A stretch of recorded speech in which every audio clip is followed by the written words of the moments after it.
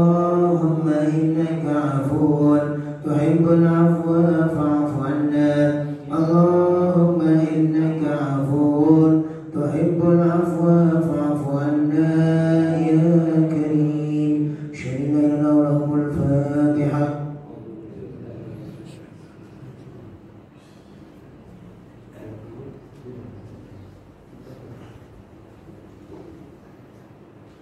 Bismillahirrahmanirrahim. Assalamualaikum warahmatullahi wabarakatuh. Waalaikumsalam. Subhanallah, alhamdulillah, wa la ilaha illallah, wallahu akbar, wa la hawla wa la quwwata illa billahil aliyyil azim.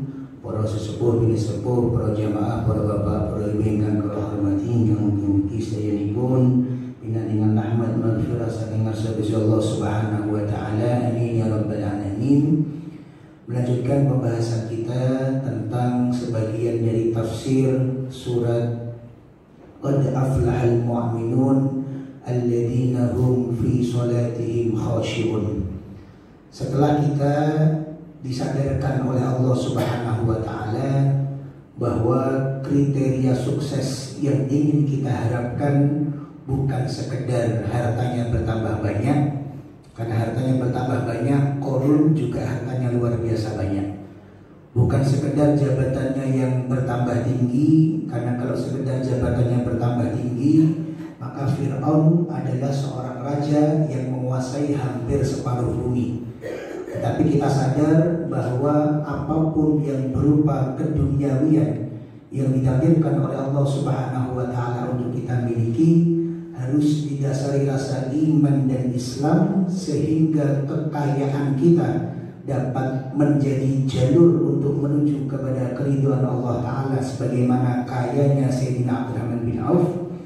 Jabatan yang kita emban menjadi sarana untuk kita mendapatkan keridhaan Allah, sebagaimana jabatan yang diemban oleh Sayyidina Utsman bin Affan. Bahkan seumpama ada orang yang ditakdirkan oleh Allah untuk tidak mendapatkan jabatan apapun, untuk mendapatkan harta yang sangat-sangat serba tidak kecukupan, tetapi apabila ia memiliki iman dan Islam, maka ia memiliki kebahagiaan yang hakiki selayaknya Sayyidina Bilal bin Rabah.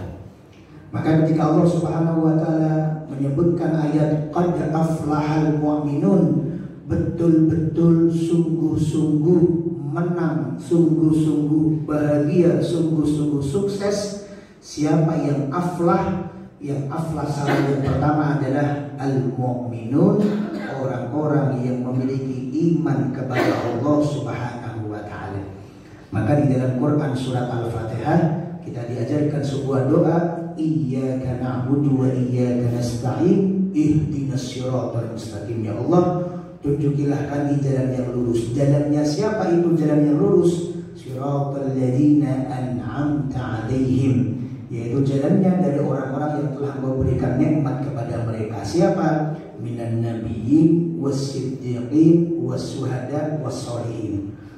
Oh, sekarang saya kebetulan megang jabatan, maka kita buka bagaimana sirahnya orang-orang terdahulu yang kebetulan dipercaya masyarakat untuk memegang jabatan, bisa sukses untuk mengemban amanah dengan baik. Kita ceritakan bagaimana kisahnya Sayyidina Umar bin Abdul Aziz misalnya.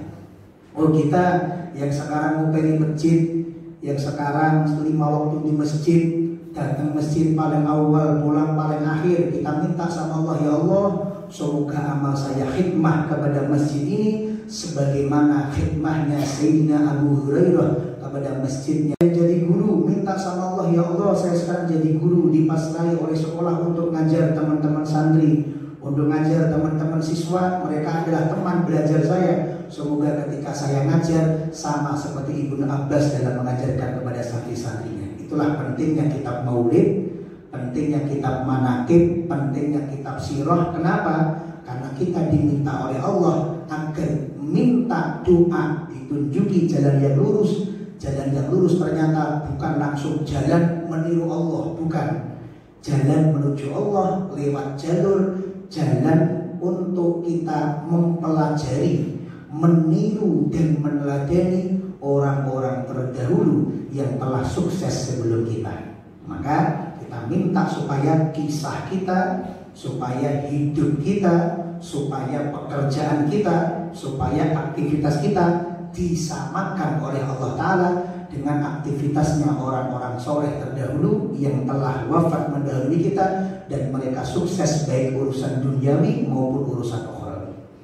Yang kedua dilanjutkan dakwahnya Allah dengan kata-kata alladzina hum fi sholatihim khashi'un. Alladzina di situ ayat yang kedua menunjukkan kata sifat, berarti mensifati tanda dari orang mukmin. Qad aflahal mu'minun, teman-teman bejo sinten sing bejo al mu'minun, orang-orang yang beriman. Apa ciri orang yang beriman? Alladzina hum fi sholatihim khashi'un, yaitu orang-orang yang di dalam sholatnya dapat khusyuk. Pertanyaannya, khusyuk itu apa definisinya? Khusyuk itu maknanya adalah hudurul qalbi fi jami'il ahwali. Hati kita hadir di dalam setiap ibadah yang kita lakukan dari awal sampai ending. Dari awal sampai akhir hati kita hadir. Jadi ternyata bukan sekedar gerakan berdiri, sedekap, rukuk, iktidal itu ya sholat, tapi belum dihitung khusyuk. Bukan sekedar lisan mengucapkan Allahu Akbar kabira walhamdulillah katsira, Allahumma ba'id baini wa baina Al-Fatihah, amin, surat, membaca doa rukuk, membaca doa sujud, itu ya sholat, cuman belum termasuk pada definisi khusyuk. Apa definisi khusyuk? Apa yang kita ucapkan, apa yang kita perbuat itu sambil menghadirkan hati kita. Pertanyaannya, bagaimana cara kita khusyuk? Pertanyaan ini pernah disampaikan kepada Nabi Muhammad SAW, yang menyampaikan adalah malaikat Jibril ketika ia mendatangi Nabi Muhammad SAW. Dan hadis ini adalah hadis yang masyhur. Kenapa disebut hadis yang masyhur? Karena lebih dari 4 sahabat merawikan hadis ini. Ketika itu baginda Nabi Muhammad sedang duduk-duduk bersama dengan para sahabat, lalu kemudian di tengah perbincangan masuklah seseorang dengan mengucapkan salam, Assalamualaikum warahmatullahi wabarakatuh. Kemudian dijawab oleh para sahabat. Kata Sayyidina Umar bin Khattab, orang ini yang masuk ke dalam majlisnya Rasulullah sangat tampan, kulitnya putih bersih, tidak ada satupun noda di wajahnya, menggunakan baju yang sangat putih berseri, wajahnya tampan bersih luar biasa. Kalau dikatakan orang ini dari sekitar sini, satupun dari kami gak ada yang kenal. Karena kalau itu adalah akamsi, anak kampung sini, maka tentu Abu Bakar tahu. Kalau itu adalah akamsi, anak kampung sini, maka tentu Umar tahu. Gak kita siapa pasti kenal, oh itu tonggoku. Tapi kenyataannya sahabat semuanya melungu, gak ada yang kenal. Tapi kalau dikatakan orang ini dari kampung yang jauh, kok wajahnya gak kelihatan habis perjalanan jauh, meskipun senyum tapi ada kerutannya. Kenapa? Menandakan capek, menandakan lelah. Tapi orang ini enggak. Dari mana ya orang ini? Akhirnya orang ini duduk dengan posisi tahiyat awal, menempelkan lututnya dengan lutut baginda Nabi Muhammad SAW. Sehingga ada beberapa pondok pesantren yang kiai dan santrinya ketika ia memberikan ijazah doa misalnya, ketika ia memberikan ijazah serat ilmu misalnya, meniru dengan apa yang terjadi oleh Rasulullah. Apa? Yaitu gurunya dan muridnya berhadapan-hadapan, kemudian duduk tahiyat awal dengan lutut ditempelkan dengan lutut, meniru orang yang datang ke majlisnya Nabi Muhammad duduk di hadapan Nabi Muhammad SAW. Kemudian orang tadi bertanya kepada Rasulullah, akhbirni anil iman, wahai Rasulullah, ceritakan kepada kami tentang apa itu iman. Dijawab oleh Rasulullah, antu'mina billah wa malaikati ila akhir. Pertanyaan yang kedua, akhbirni anil Islam, kabarkan kepada kami tentang apa itu Islam. An tasyhada an la ilaha illallah wa anna Muhammad Rasulullah wa tuqimus shalah, terus sampai akhir. Pertanyaan yang ketiga, akhbirni anil ihsan, kabarkan kepada kami tentang ihsan. Inilah yang diambil oleh para ulama menjadi kiat-kiat untuk kita bisa menjadi orang sukses yang memiliki sifat kalau sholat khusyuk. Apa caranya? dikatakan oleh Nabi Muhammad SAW, anta'budallaha ka'annaka tarahu. Setiap panjenengan beribadah kepada Allah Ta'ala, anggaplah panjenengan melihat Allah Subhanahu wa Ta'ala. Tentu maksudnya di sini bukan kita bayangkan Allah bertempat, Allah memiliki jasad, Allah memiliki jasmani, Allah memiliki ukuran, Allah punya mata, punya hidung, punya tangan, bukan. Tapi yang dimaksud adalah hati kita merasa bahwa kita beribadah betul-betul menghadap Allah Subhanahu wa Ta'ala. Jadi kata para ulama, as-sholatu mi'rajul mu'min. Sholat itu adalah mi'rajnya orang mukmin. Roh kita seakan-akan naik ke hadirat Allah Subhanahu wa Ta'ala. Angin Mas Ali, angin.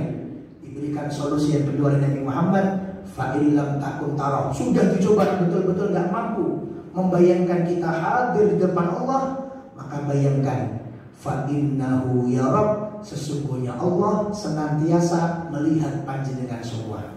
Masa kalau kita merasa dilihat oleh Allah, yang dilihat bukan cuma gerakannya, yang dilihat bukan cuma ucapannya, sak hati kita dilihat oleh Allah. Maksud kalau hati kita dilihat oleh Allah, pas sholat lisannya iyyaka na'budu wa iyyaka nasta'in, hanya kepadamu kami menyembah ya Allah. Terus hati ini ngangen-ngangen, kayak mau kontak motor hilang kita ini berkulkas. Lisannya mengucapkan Bismillahirrahmanirrahim, hati ini ngangen-ngangen, engkau pahit dimasak ibu kopo ya. Itu tanda dari orang yang tidak merasa diawasi oleh Allah Subhanahu wa Ta'ala. Yang khusyuk yang kedua kata para ulama adalah gemar sholat berjamaah. Loh, hubungannya apa Mas Ali? Wong kita pengen khusyuk kok disuruh sholat jamaah? Karena fadilah dari sholat berjamaah adalah seburuk apapun kualitas sholat kita secara personal, seburuk apapun kualitas sholat kita secara individual, akan dihitung oleh Allah Subhanahu wa Ta'ala mendapatkan pahala sebagaimana orang dalam satu jamaah tersebut yang paling khusyuk sholatnya. Sampeyan iki Mas Ari sholat ngimami orang pati khusyuk. Nah ini imami betul khusyuk. Mas Ari sholat orang pati khusyuk kelingan bojo omah. Lah kok kebetulan Pak Gunawan khusyuk, kula sing boten khusyuk, teman-teman yang lain yang gak khusyuk, baru kayak ada Pak Gunawan yang ikut di jamaah tersebut khusyuk, sholatnya semua dihitung sebagaimana sholatnya orang yang khusyuk. Penak apa boten penak kan ini? Bahkan kata para ulama, khusyuk itu nanti bisa diakumulasi. Artinya apa? Misal imami kula khusyuk pas takbir, Allahu Akbar, Allah yang maha besar, yang lain yang kecil di hadapan Allah. Pas takbir tuh. Yang di pojok kidul khusyuknya pas iftitah. Yang di sebelahnya khusyuknya pas Fatihah. Yang di sebelahnya khusyuknya pas muni. Amin, kabulkan tenan ya Allah, khusyuk. Yang di sebelahnya pas baca surat, yang di sebelahnya pas rukuk, yang di sebelahnya pas sujud. Ini khusyuk sebagian, ini khusyuk sebagian, ini khusyuk sebagian. Itu diakumulasikan oleh malaikat sehingga dari awal sampai akhir kita dihitung khusyuk semuanya. Barokahnya kita derek sholat berjamaah, sehingga sholat berjamaah ini luar biasa. Yang terakhir, yang ketiga, yang khusyuk dari para ulama adalah saelek-elek kita nggak bisa khusyuk, maka khusyuklah di beberapa tempat ini. Karena beberapa tempat ini adalah tempat-tempat yang secara khusus Allah Ta'ala memberikan nadroh pandangannya kepada kita. Apa? Yang pertama, ketika kita mengucap iftitah, ketika kita mengatakan wajjahtu wajhiya lilladzi fataras samawati wal ardh. Apa artinya? Wajjahtu, saya menghadap, wajhiya lilladzi fataras samawati wal ardh, Allah Subhanahu wa Ta'ala, yang Allah itu adalah pencipta langit dan bumi. Satu itu kita khusyuk. Yang kedua, minimal khusyuk ketika ucapan iyyaka na'budu wa iyyaka nasta'in. Hanya kepadamu ya Allah kami menyembah, dan kepadamu lah kami meminta pertolongan. Yang ketiga, pada ucapan tahiyat akhir, at-tahiyatul mubarakatus sholawatut thayyibatu lillah. Kenapa? Karena ucapan at-tahiyat ini adalah salamnya Nabi Muhammad SAW ketika Isra Mi'raj di hadapan Allah. Nabi Muhammad uluk salamnya dengan lafaz ini. Akhirnya diabadikan oleh Nabi Muhammad di dalam syariat sholat. At-tahiyat, bayangkan betul-betul kita di hadapan Allah. At-tahiyatul mubarakatus sholawatut thayyibatullah. Yang keempat, ketika mengucapkan syahadat asyhadu an la ilaha illallah. Kata Imam Ghazali, minimal kalau kita nggak bisa khusyuk 100% dari awal sampai akhir, pada 4 titik ini mari kita usahakan untuk khusyuk. Yang pertama, ketika ucapan wajjahtu wajhiya lilladzi fataras samawati wal ardh. Yang kedua, ketika ucapan iyyaka na'budu wa iyyaka nasta'in. Yang ketiga, ketika ucapan at-tahiyatul mubarakatus sholawatut thayyibatullah. Yang keempat, ketika ucapan asyhadu an la ilaha illallah. Maka sudah mendapatkan pahala selayaknya orang-orang yang khusyuk dari awal sampai akhir. Dan setiap kita kelingan rokok, langsung ditarik balik. Aku lagi sholat, baju kelingan liar-liar. Setan menggoda lagi, dibuat kelingan apa boleh, ditarik lagi, biar kelingan Gusti Allah. Setiap hidup latihan supaya kita bisa menjadi orang yang latihan khusyuk, etok khusyuk di dalam sholat. Dan itu adalah tanda dari orang yang beriman. Yang orang yang beriman itu orang yang sukses di dunia maupun sukses besok ketika menghadap Allah Subhanahu wa taala. Mugi-mugi bisa bermanfaat di Jumat yang kau dengan sami. Amin amin ya rabbal alamin. Allahumma fi dzalik. Assalamualaikum warahmatullahi wabarakatuh. Sallu sunatan min nabi rakatain jami'atan rahimakumullah. Subhanallah qudusun Rabbuna wa rabbul malaikati war ruh. Subhanallah qudusun Rabbuna wa rabbul malaikati war ruh. Bismillahirrahmanirrahim. Nawaitu shawabatin an adai fardhi syahri Ramadhani hadhihi sanati